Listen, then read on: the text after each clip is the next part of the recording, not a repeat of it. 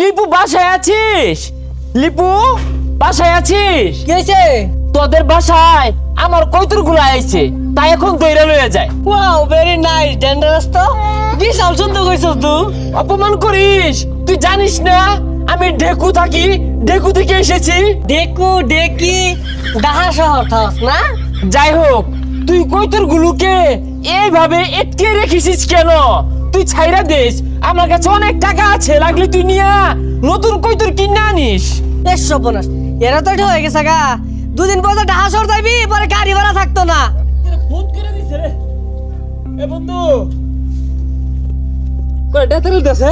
কিরে রাসেল না? হ। কিরে বন্ধু, তোর এই অবস্থা কে? কামড় রাখে তাছিস নাকি? ইস, আর কইছ না বন্ধু। আচ্ছা তোমার সবার পাইতাম না, গাড়ি ভাড়া নাই, করে টাকা দি, টাকা যাইবা। গাড়ি ভাড়া টিয়া নাই,